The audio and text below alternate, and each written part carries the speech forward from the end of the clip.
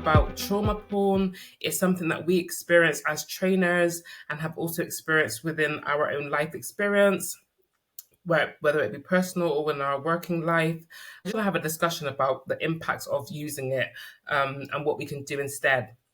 So, Ellie, what can you just say who coined the word? What is it? Yeah, sure. So in 2014, Wayne Wax introduced the term trauma porn, and this shedded light on how the media shows tragedies, initially aimed at highlighting exploitation and overindulgence in trauma. The term then morphed into a descriptor for a real pervasive fixation of both the media and society on the oppression and the pain experienced by the Black community. And so, what I think has always kind of bothered me is why do you think, and I'm happy to give my experience, why do you think it's so widely used? Because I think what that description says, it's like this pervasive need to hear people's pain to somehow enter into an empathetic response. We have quite a fixation on things like true crime podcasts. They're skyrocketing. We love to hear people's pain. But I think as a society, what we haven't done is know how to heal that pain. And we don't really stop and think about what the impacts of that is and what are we actually digesting. At what point does the dehumanization happen when we look at trauma porn as well? And that's a really key element to what we're going to be discussing in a moment. But yeah, what's your thoughts on it? Yeah, I think it's about this saviorism. So if you hear someone's pain and it's a singular kind of understanding that one person's experience of racism, then I can save you from that rather than being like, actually, I need to now think about how I break this down in society or how that seems too big. So, what I want to do is hear how horrible it's been for you, and then I can try to fix the problem for you. So, like, almost like, Yeah. I think that that's when you fall into that white saviorism because then I want Mm-hmm. to fix your pain rather than understanding what the problem is. And then actually, it's just you as one person that's experienced this, and this isn't something that's kind of widespread and ingrained within our systems. Totally. It's really interesting when you said it can fix your pain Yeah, rather than the person being, well, how am I contributing to that pain? yes, You know, and yes, one of the things is constantly asking you to repeat that pain yes. to give me this fixation of like, okay, so now I can be the savior. And I think, pre-internet, and when we just had books and we maybe had, videos, VHR or whatever they were called. Yes, I understand people were asking, but now we're in the era where we have YouTube videos, we have blogs. Like there's so much out there that actually you don't need to ask individuals to continue to keep sharing their pain. When if you need to get and feel that empathetic response, you can actually just get it at the click of a hand by going on the internet and actually looking at what experience it is for someone in healthcare or someone in education. You don't need to keep saying, actually, we need to ask you each year, how bad has it got? Or is it better? Like that again is this weird cycle that we fall into. And Yeah. it's just, yeah, it's an interesting thing. But I also think as a society, particularly when we think about the West, we've almost been socialized into it because when you think about what our charities do, particularly when we think about charities who's given aid to African countries, for example, they do that very well in regards to they will put a child that's starving on the TV for you to have that empathetic response to say that actually I want to save that child on the TV rather than thinking actually what have we done as a country to those African countries to make them be in that poverty to start with. So I think we've almost been also socialized into it from children. However, now we have a responsibility to act on that when we see that we continue to keep bringing that pain to individuals. Mm. And I was just thinking when you were talking then, like, because obviously part of what we do is we talk a lot around bias and how bias it plays out. And because we don't have a lot of counteracting around Black joy, we continuously see this pain and it almost feeds into our confirmation bias, like around the structures and the oppression and where we sit and who sits at where within that structure. Yeah. And I think we're obsessing over that rather than we listen. We just need to, we've got enough evidence now of people's experience. Now we need to stop experiencing trauma porn and start really reflecting as a society how to change our structures and how we as individuals play a role in that. And whoever you are, you know, we all work for these big institutions and we call it our piece of power within the brick of the system. If you start removing bricks from a building, it's going to fall down. And we are the institution. We have control over what we say, what we do within the workplace. So it's no good saving the person experiencing that pain because we're ultimately the ones who are going to be causing that pain. Yes, definitely. And so, what do you think the impacts are? And I can say, I think I've been really reflecting on what I think the impacts of this it has been, particularly over the last week, because I went to a talk about the war on blackness, a book that was just released.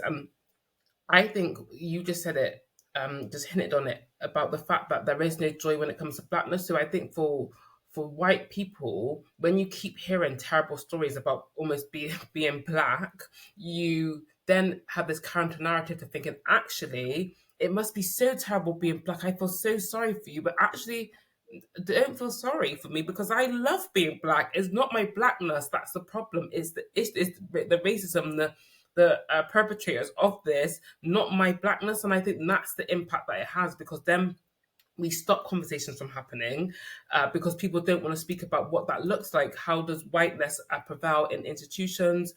What does that mean for blackness? I don't. I think it has huge impacts because all it talks about is negative.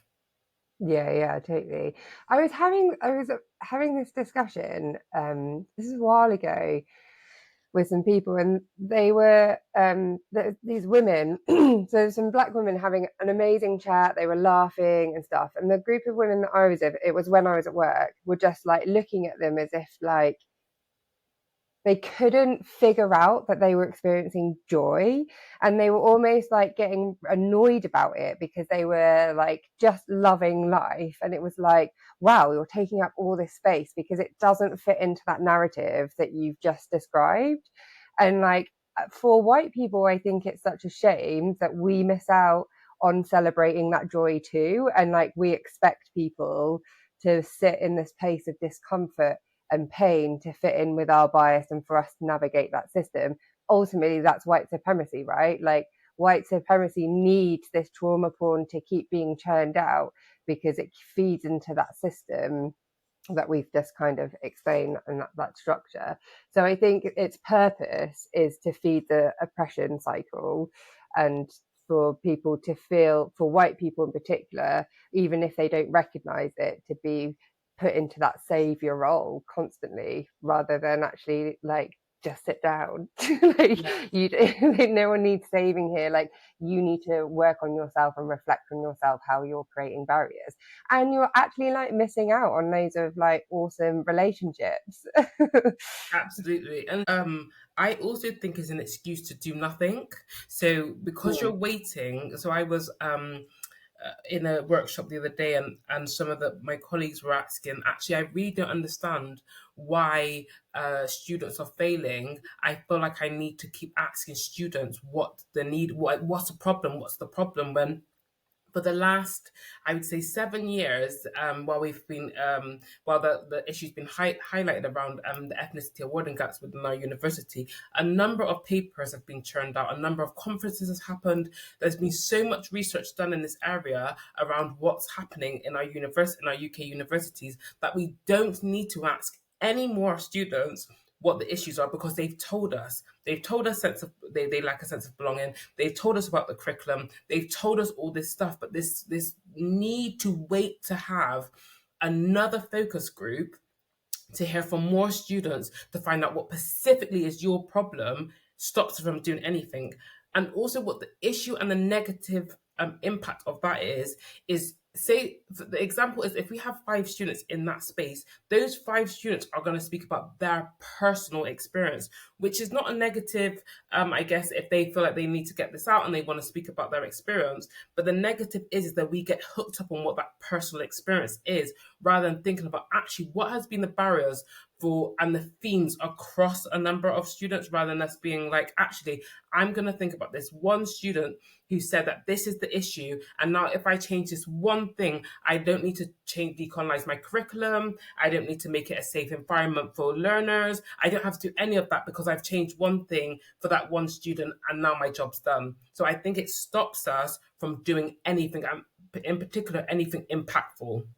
And so Yeah. I think trauma porn is extremely dangerous. And I think what's really key around what you just said is like we're obsessing about doing another focus group. But then where's the space being held around that focus group as well? So we're getting people to come into a focus group, and more often than not, especially if we're in a higher education setting, say, because there's such a limit of black lecturers, they're going to be held by white people who don't have race expertise. So that psychological safety isn't always being held.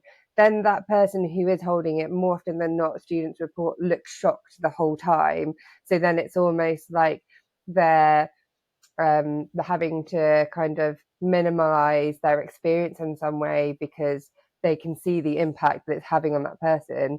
And then once they've released all this trauma to that person, the focus group shuts down, and then there's nothing, they've just been left explaining their trauma, and then there's no action that like follows up for them, and Yes. there's nowhere to do it. And then they go into their next, say if they've got placements, they might go into their next placement, they have the same experience.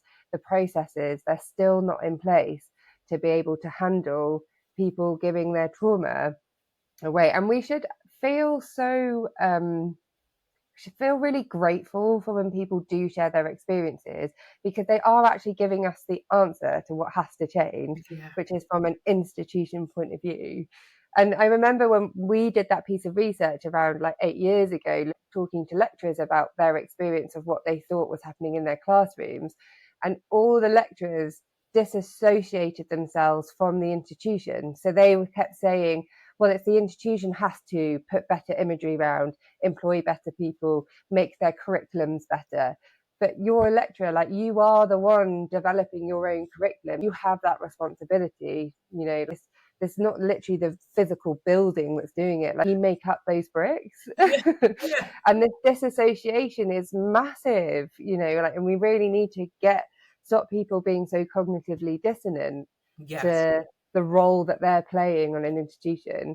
And I think just to go back again to what you said, what you were just describing is the deficit model, right? So we're going to do a whole separate video on what the deficit model is. Yes. So look out for that.